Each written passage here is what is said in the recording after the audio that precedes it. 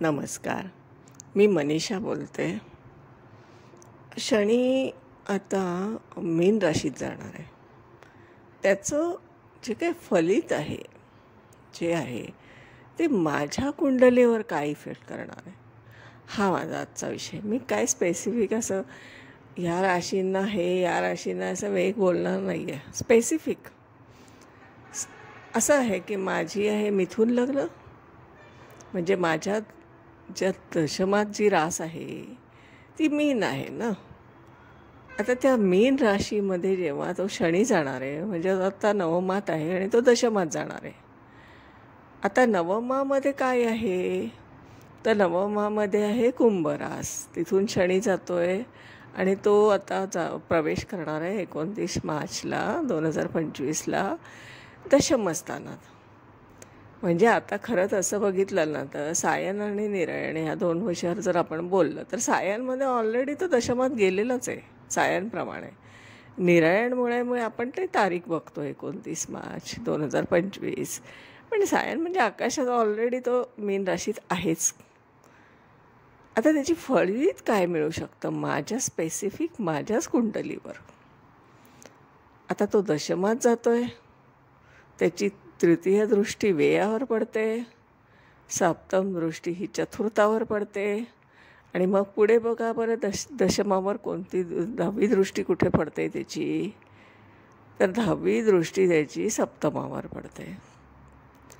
आता या शनीने काय ॲक्टिवेट केले माझी घरं, तर व्यय, चतुर्थ आणि सप्तम. काय झालं याच्याने, काय घडतं आहे त्याच्याने, माझ्या आयुष्यात स्पेसिफिकली काय घडतं आहे त्याच्यामुळे. माझं कर्मस्थान ॲक्टिवेट होतं. कर्मस्थान जे दशमस्थान आहे तिथे मीन रास आहे. तर या मीन राशीचा इफेक्ट असा आहे की माझा जो नवमामध्ये असलेला गुरु आहे, कुंभेचा गुरु, त्याची ही रास आहे. त्याची रास त्याच्या द्वितीय स्थानात पडते. म्हणजे कुंभेचा गुरु आहे आणि तो दशमाशी नातं लावतोय. म्हणजे काय झालं, हा कर्म आणि धर्माधिपती योग झाला. आता काय झालं याच्यामध्ये की माझा तो दशमात जाणार आहे असलेला आता जो मीनेचा शनी आहे तो व्ययाशी नातं जोडतोय आणि चतुर्थशी आणि सप्तमाशी. आता सप्तम म्हणजे काय, तर मार्केट प्लेस. दशम म्हणजे काय, तर कर्मस्थान, कर्म माझं, म्हणजे मी काय कर्म करणार. आणि व्ययस्थान म्हणजे काय, तर ॲब्रॉड रिलेटेड. चतुर्थ स्थान म्हणजे स्वतःचं घर, जिथे माझं स्वतःचं घर आहे. आणि सप्तम म्हणजे मार्केट प्लेस. आता मी घरात बसूनच तुमच्याशी बोलते ना, हे माझं घर आहे स्वतःचं वैयक्तिक, आणि मी त्या घरात बसूनच शिकवत असते, कन्सल्टिंग करत असते. आणि माझं हे जे काय आत्ता चालू आहे हे कार्य पुढे कसं जाणार आहे, तर चतुर्थाशीच परत नातं लागलेलं आहे, प्लस सप्तमाशी लागलं आहे. म्हणजे सप्तम म्हणजे मार्केट प्लेस आहे. म्हणजे मी आत्ता जे काय आहे तुमच्याशी बोलते ते सगळे तुम्ही बाह्य जगात आहेत आणि मी माझ्या घरातून बोलते तुमच्याशी.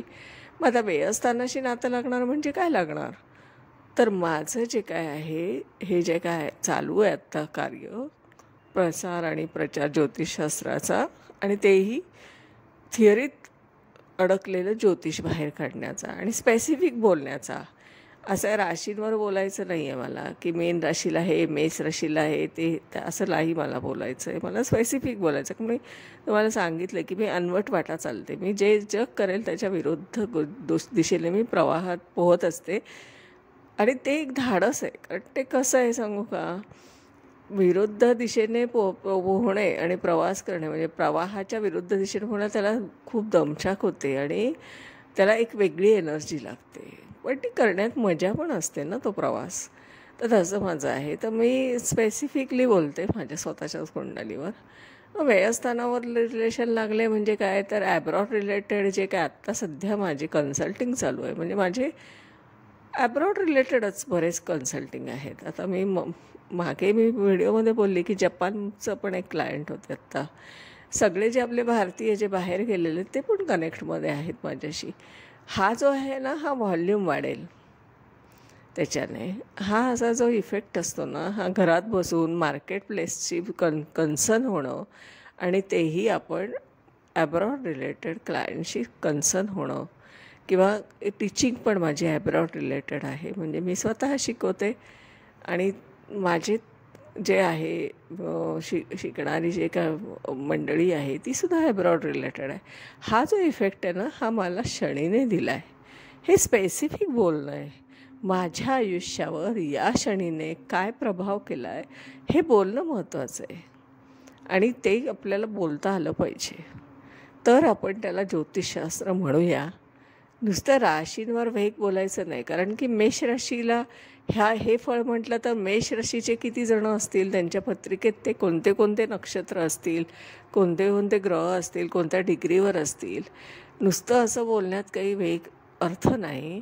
तर स्पेसिफिक बोलूया म्हणून मी एक स्पेसिफिक आपल्याशी बोलले. तर हे सगळे जे इफेक्ट आहे ना, हे सध्या चालू आहे.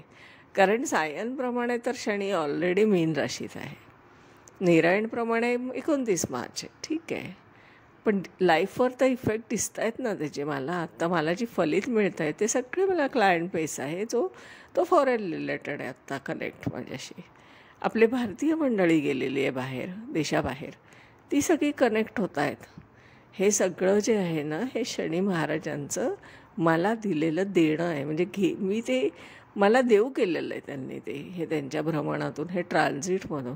हे मला आज सांगायचं होतं. आज मी स्पेसिफिक बोलली आहे. असंच मी स्पेसिफिक बोलत राहणार. बऱ्याच क्लायंट्सच्या अशा कुंडल्या असतात की ज्याच्यात एक वेगळंच काहीतरी फ्लेवर आढळतो मला आणि त्याच्यातून वेगळीच घटना मला रिलेट करता येते. हे सगळं मी असं स्पेसिफिक का बोलते, कारण तुम्हाला अनुभवाचे बोल सांगायचं असं माझी कमिटमेंट आहे, ना की मला पुस्तकाचं नॉलेज सांगायचं आहे. त्याच्यामुळे अशा पद्धतीने आजचा माझा व्हिडिओ होता. मी सौ मनीषा प्रदीप चव्हाण, आदित्य गार्डन सिटी वारजे इथे राहते. माझा मोबाईल नंबर आहे 9763787646. माझे ज्योतिषशास्त्राचे ऑनलाईन स्पेसिफिक पर्सनल क्लासेस आहेत. 1 to 1 एका व्यक्तीला शिकवते आणि माझे कन्सल्टिंग पण आहे ॲस्ट्रॉलॉजीचे. आपण त्यासाठी आपले बर्थ डिटेल देऊ शकता. त्याच्यावरून मी ॲनालिसिस करून आपल्याशी डिस्कस करत असते. ॲस्ट्रॉलॉजिकल डिस्कशन होत असतं आणि त्याच्यातून आपण बरंच काही शोधत असतो आणि सांगत असतो. तुमचे 11th आलेले प्रश्न, 11th आवरला आलेले प्रश्नसुद्धा मी उत्तर देत असते, कारण मी अभ्यास ऑलरेडी त्या कुंडलीचा डीपली केलेला असतो. त्यामुळे आपण तो पण एक सर्व्हिसचा फायदा घ्यावा. आजच्या दिवसामध्ये मी इथेच थांबते. धन्यवाद.